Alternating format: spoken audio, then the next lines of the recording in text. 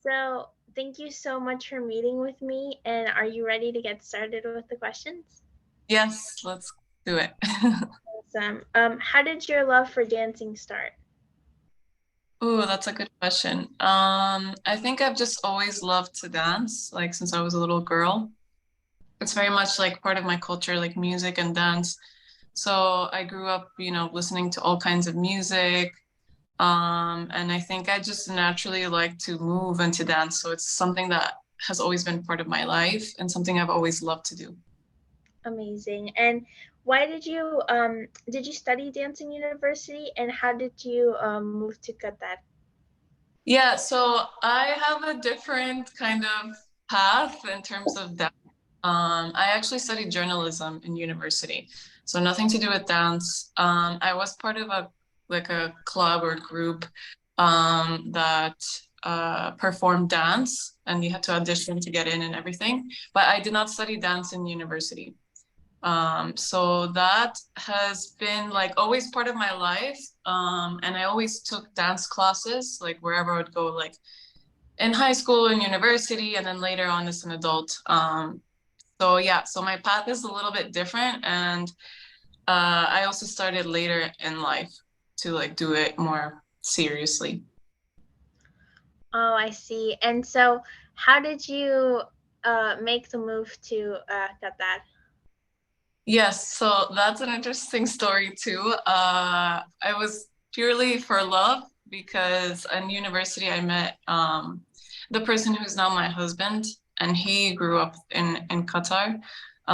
So when I graduated from university, I moved there. Actually, I didn't move there. The story is that I went to visit him. It was like a summer. I went to visit him, and then that visit led to an internship to work for a magazine as a writer. And then I liked it, so I ended up staying and I lived there for like 12 years. 12 and going, because now I go back and forth between the US and Qatar. Okay, cool. And how did that I know that you have a dance studio there, so how did that come about? Yeah, so I have a studio. It's called Brava Studio in Doha. It was always my dream to own a dance studio. And when I got married, my husband and I kind of discussed the idea. We felt like it was kind of lacking in Qatar, like to have a proper dance studio, because performing arts and dance in general is still quite new and it's still very much developing there. So it's not like, in the US or Europe where, you can find all kinds of dance studios. So it was really important for me. Also, as someone who wanted to keep growing and learning as a dancer, I always felt like, okay, why do I need to travel out of the country to keep learning? Like, if I feel this way, I'm sure there are other people who live here who feel that way too. So why not create something? So that's kind of how I was born.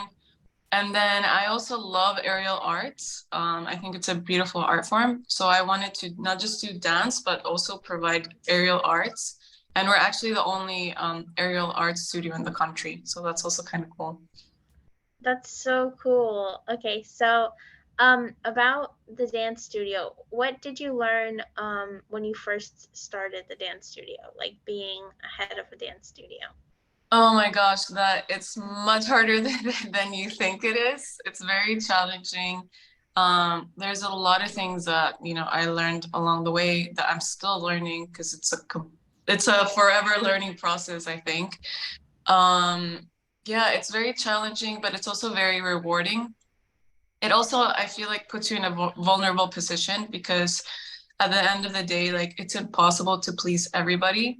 Um, and I'm quite an introvert, so in a way, like me making this dance studio was also a way to push myself to get out of a lot of my comfort zones. Because, being the head of a studio, you have to do public speaking, you have to talk to clients. It's very much a client-facing business. So it's made me grown a lot personally as a person. I think it's made me a lot more mentally stronger. But also, what I find beautiful about it is that it's opened up this whole like community. And I think it's been amazing that I've been able to also like develop a new community there. But yeah, definitely very challenging. And I would say to anybody thinking about doing a dance studio. Like even if you have no idea, sometimes it's also good to just throw yourself into it and learn it as you go. That's awesome. And you talked about how you traveled for training in dance. What are some of your favorite places to travel and favorite places to train in dance? Train. Okay, I think definitely number one would be Alvin Ailey. I love that place. I think it's beautiful. New York is just special, like in terms of performing arts and dance. But I was so impressed by it. Like it's so big. Like it has so many different floors, so many different kinds of dance classes. I love that they play live music there in some of their classes. I found that really cool.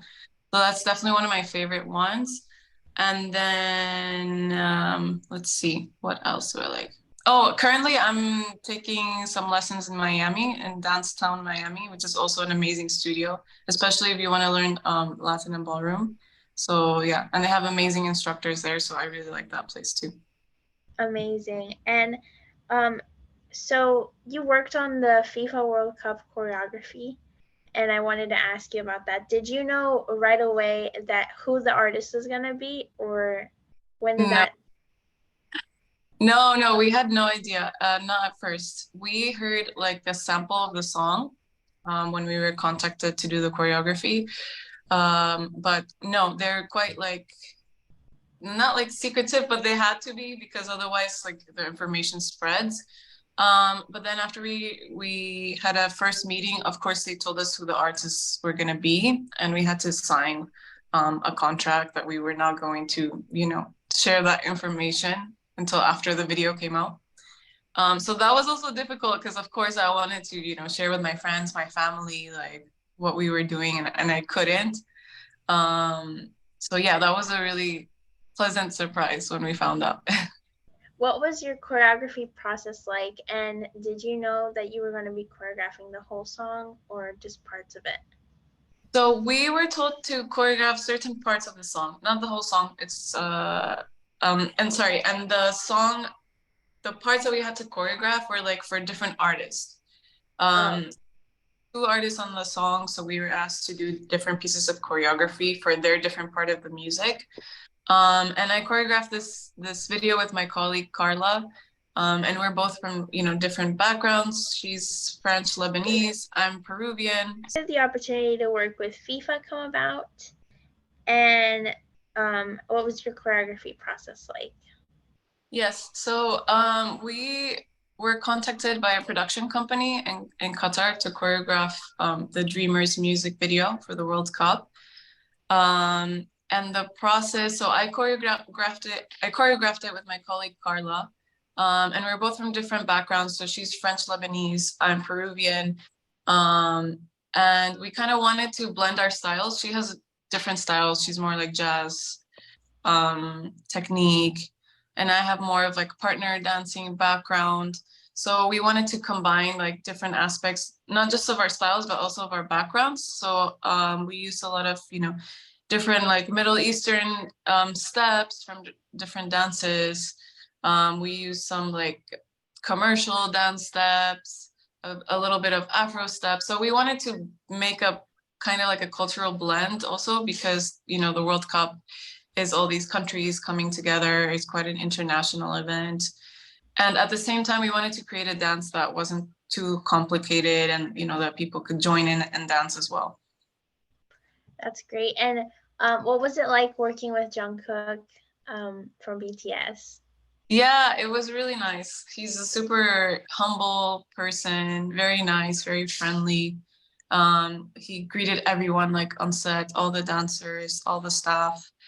You can tell like he's very professional and that he wanted to do everything properly. He wanted to learn the steps properly. He took his time.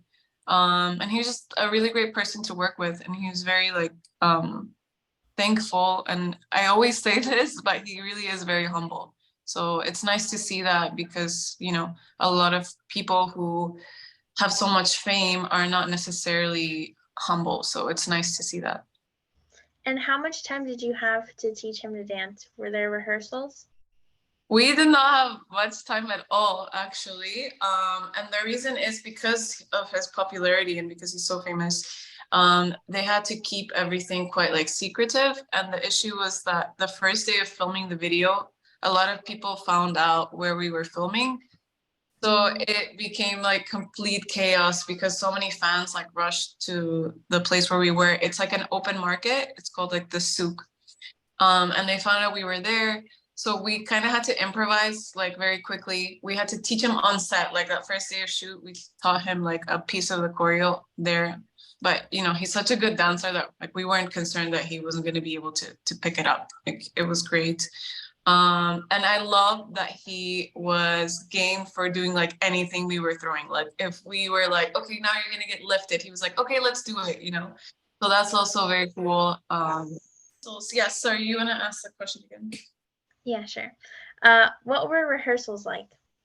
Yeah, so rehearsals were very fun. We were a big group of dancers. Again, we're all from different backgrounds, different countries, different levels of experience. So it was really beautiful. Like we had a lot of fun. We had a lot of rehearsals. So by the end of like during the last day, we would just do like dance battles against each other, like to kind of create like a fun environment. So that was really nice. And I think everyone was just super genuinely excited to get on set and start filming.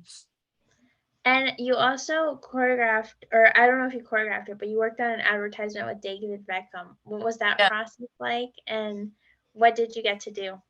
Yes. So my dance partner that I appear in the video, he choreographed that piece. And that was amazing too. Like it was also a shock when they told us like, oh, you're gonna do this publicity with David Beckham. That was pretty cool. And they wanted like a couples dance for that piece. And our scene actually is not with him. So we were like, oh, maybe we're not gonna get to meet him. But the director was so lovely that he was like, no, no, of course, I'm gonna make sure that you meet him. So right before we shot our scene, we met him. And he was super nice, very funny. He made a comment about that thankfully he didn't have to dance in the video because no one would want to see him dancing. Um, but yeah, it was nice. That's so cool. And I had another question about your dance studio. What kind of classes do you offer? Are you like focused on hip hop, or what kind of studio is it? Yeah, so we have a variety of dance styles, which is also very important for us. We like to show diversity and to offer people the opportunity to try different styles because all styles, you know, are beautiful in their own way and they offer different things for different people. So we do all kinds of styles. We have ballet, jazz, contemporary, we have Latin and ballroom, we have hip hop, we have commercial dance, heels, and then of course we have aerial arts, aerial hoop, aerial silks. We also teach yoga. So yeah, it's quite varied. Nice. And do you have another place that you would like to travel to train? Ooh, travel to train. Maybe Spain, because I've been seeing a lot of amazing dancers in Spain, in Barcelona. So yeah, the classes there look really good and really interesting. So maybe there. In what style? In what style? And right now, I'm mostly focused in Latin and ballroom, but I also really enjoy commercial dance. So maybe both of those. Oh, nice. And um, what was it like filming the video with a Jungkook? While shooting, you mentioned that it was kind of challenging, but what were the best parts? The best parts of shooting the video, honestly, like the whole time, I just felt really grateful for the opportunity. Like I never really imagined anything like that for myself. So coming from my background of like starting late in dance, I just felt gratitude, honestly, to be in that position. And I wanted to do the very, very best that we possibly could to represent. So it was just a very proud moment for me. Of course, there were challenges like anything. And, you know, you just have to go with it, be as professional as possible. But no, it was a very rewarding experience. I enjoyed sharing that with all the local dancers from Doha. I think that it's important to give opportunities also to the local community. So I really like that process, you know, that we were all based in Qatar, that we were all from different countries, and that was beautiful. Yeah. What was it like, representing for Peru, like getting to choreograph at such a like high level, and also getting feedback from the army, BTS army? Yeah, that was very unexpected to be honest, but amazing. Yeah, of course, I'm always proud to represent my country, and it's funny because we didn't qualify that year for the World Cup, but in a way, at least I was representing in my small little way. But no, of course, it was super proud moment for me. I also had the opportunity to do a lot of interviews with the media in Peru, so that was amazing. I haven't been back in 6 years since I was married, so it was nice to kind of have that connection as well and to do interviews in Spanish because I rarely get to do that. So that was really cool. And of course, then when I received all these beautiful, lovely messages from the army, it was amazing. Like, of course, it was really nice. I didn't expect it, but it was, of course, really nice and very sweet. Awesome. And my last question is, what is your advice for aspiring dancers? My advice for aspiring dancers, I would say like it's never too late. And I know that the dance industry has been changing a lot. I know that before, you know, you'd always hear like, oh, you know, a dancer's life is very short. After a certain age, like, you know, like forget about it. But it's changing a lot. I feel like there is a lot of more opportunities for older dancers.